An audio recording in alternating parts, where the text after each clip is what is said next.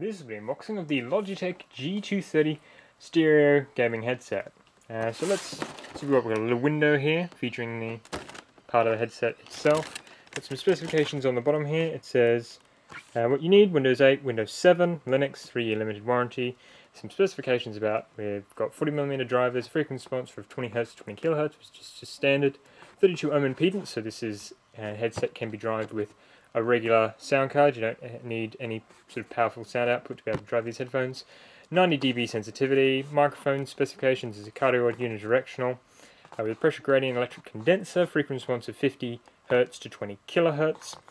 Sensitive negative dB and etc. etc. And the various test conditions. What's included: headset and user documentation. On the side we've got high quality stereo 40mm neodymium drivers. Another bit of a thing, and a QR code. Seems to be quite common these days on products. On the back we've got a bit more of a breakdown of the headset itself. So it's got removable sport cloths, and it's got a noise cancelling folding microphone, and it's got lay flat ear cups and swivel, and 3.5mm headset input. Oh, because that's so revolutionary. And then convenient on-cable controls, which is something they've had on their previous headset line. Now I purchased this to replace my now partially broken Logitech G330, which is an older generation product. Funnily enough, this is the successor, kind of, but is a G230.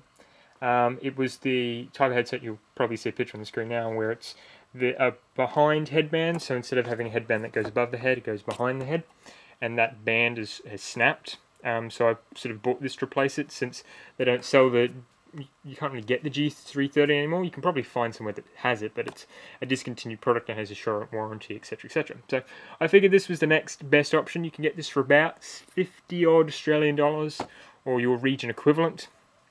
So, you know, if you need, I sort of needed sort of a basic replacement, so this is sort of what I decided to go for. It had reasonable reviews for a product in this sort of price point, so I went with this as well.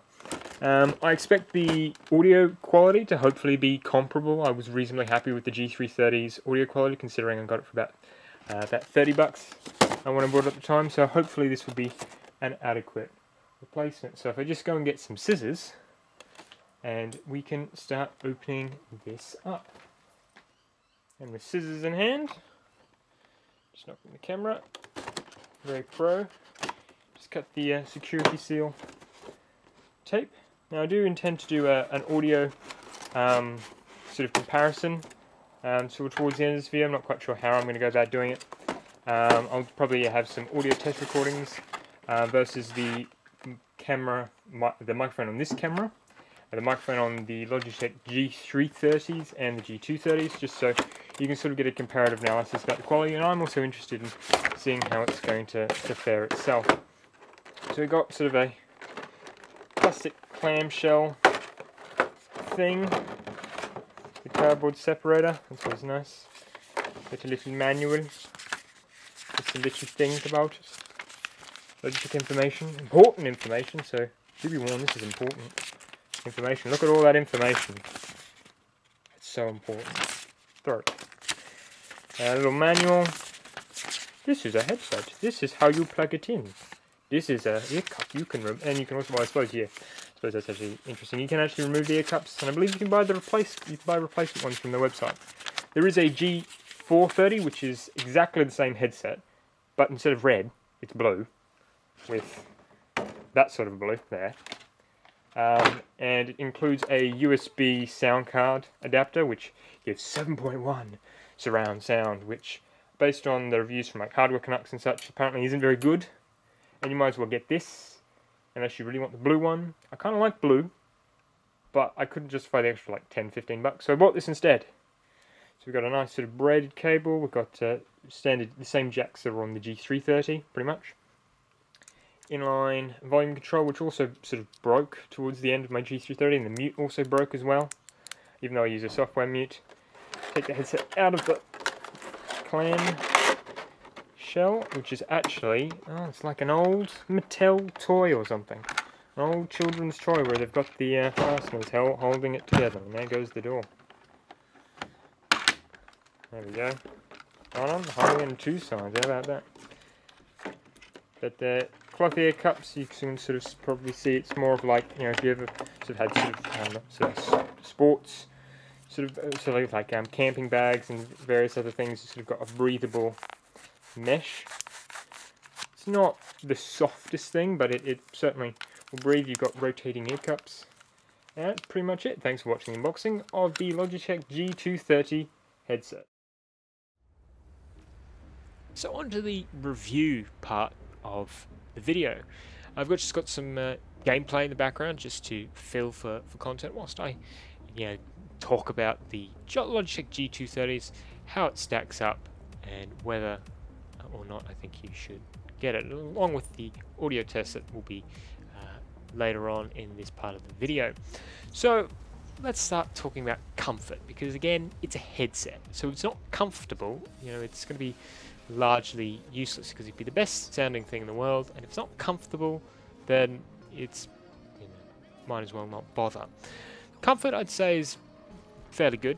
It's not perfect. It's not head on the cloud type of idea, although what is these days anyway, with particularly in this sort of price bracket, it's significantly more comfortable than the G330s that I was using previously. I'd find that those would put a lot of pressure around my ears, and it would get very uncomfortable fairly quickly. But with the Logitech G230s, I find after, you know, only just after a couple of hours is there only ever a slight bit of uncomfortable pressure on the top of the headband, but it's only ever slight, and if I adjust the headband in a slightly different position, push it forward or push it back, that largely goes away. So for comfort, I'd probably give the headset maybe sort of a 7.5, 8 out of 10. It's fairly good. It could be better, but again, it is sort of a bulkier headset. It certainly has a significant weight to it. You will definitely feel it. It's not by no means light, but you know, I mean, considering what it is, it's sort of fairly comfortable, although, you know, just the slight bit of pressure at the top of the head can occur. But again, depending on the size of your head, hairstyle, haircut, it will all sorts of affect comfort and various sort of things that would significantly affect that. But that is just in terms of my experience. The general construction, how it's been holding together over the months of using, is fairly good. It's not broken apart. There's no sort of glaring issues with the production quality of it. It seems to be holding together quite well. All the sort of the joints and all the materials, no particular issues. Again, only time will tell whether it really, you know, stays this way for more months to come and maybe even years to come. But thus far, over a couple of months of use, it's holding together. And I mean, it's worth noting that the headset does have a 3-year warranty, so you assume that Logitech have some sort of faith that the headset is going to hold together for that period of time. The cable on the headset is very long, probably too long, but mind you, you can always, you know, if it's too short, there's not a lot you can do with that, you know, extension cables. It is a 2.4 meter cable or thereabouts, which is over a 6 foot long cable, so it's plenty of length to plug it into pretty much anywhere. Thankfully, for the extra length, there is a Velcro cable strap that is on the audio cable itself, so you can tie up the extra length if it is a bit of an issue, which I have done and just have it hiding under the raised part of my keyboard just to keep it out of sight. The cable itself, though, being a braided cable, I mean, it's fairly robust. It's not going to really, isn't really prone to breaking like a regular sort of cable is. But one thing about it being braided, though, is that it does tend to knot up a lot and does tend to twist up and fold up on itself, which is one of the sorts of things you get with braided cables, whether it be braided cables for keyboard or mice or whatever.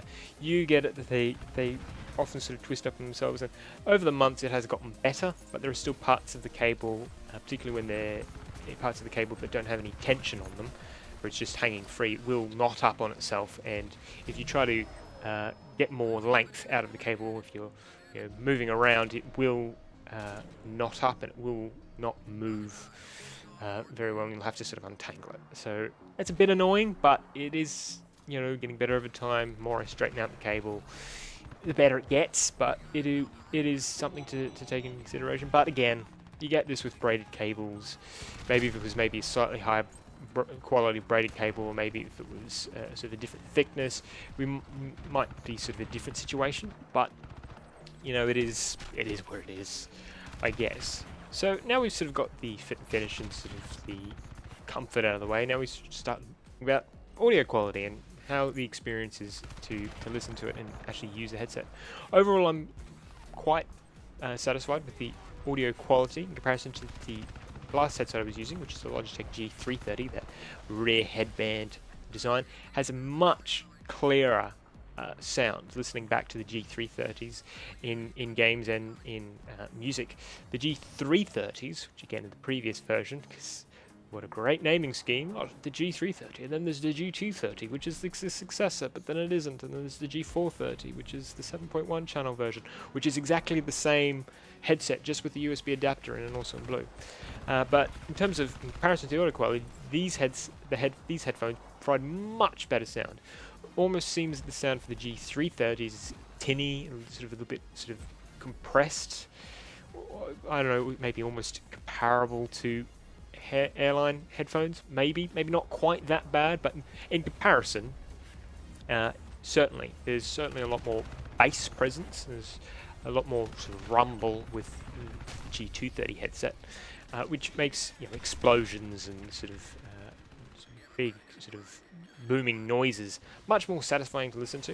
And then, even though there is sort of more of a bass presence, I don't feel that the highs or the treble of it is drowned out in any particular way. I feel that there's reasonable balance. It is sort of geared towards more of sort of a bass focus, but I think it's actually fairly good. I think they've hit a fairly good balance with the audio reproduction and the sound curve between, you know, balancing between gaming and audio reproduction. I think it's fairly good. It's about probably what you expect. Again, if you would pay more for maybe some Sennheiser PC gaming headphones, their PC360s and such, you would, you know, maybe get a better experience. But again, those are significantly more. But for a $50 headphone, I think the audio production is actually fairly good in terms of microphone quality. Well, I think it's fairly good as well. You're listening to the microphone of it now, if you hadn't figured that out already. This is about 30% volume, and if I go into the audio adapter now, I can increase that up to 50%, which is 50% now. This is 75%, and this is 100%. So you can see it goes up. I'm trying to back to 30-odd%. It goes up quite loud, which is quite good. Doesn't seem to distort. It seems to be quite clear. No one's really complained about the audio being any particular problems. In fact, I don't think anyone even noticed that I actually even changed headsets on chat services like TeamSpeak and such. I don't think anyone even noticed that I changed microphone. Mind you, those services do use a lot of audio compression, but in saying that, you know, it's a fairly sort of consistent audio experience. So that, I think, is a fairly good point to it. So as we suppose we need to also think about, okay, what's the microphone quality? Well, now we need to do the audio comparison. So there'll be a couple of different comparisons here. There'll be the microphone now, which is the Logitech G230, the previous headset I was using, which is a Logitech G330, and then there'll be the headset, the microphone that was built into the camera, which I shot the unboxing with. This is an audio test with the Logitech G230 microphone. This is an audio test with the Logitech G330 microphone. This is an audio test with the Sony Handycam microphone. So as you can hear there, the difference between the G230 and G330 isn't particularly big. They sound about the same. G230s to me at least sound a little bit clearer. G330s sound a little bit sort of more muddy, a little bit more bassier.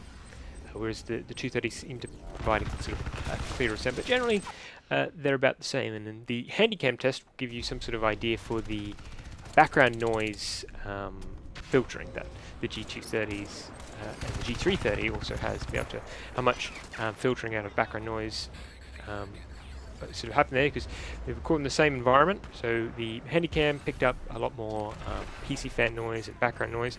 The G230s and G330 filtered out most of that background noise, which is quite good. I think that performed quite well considering.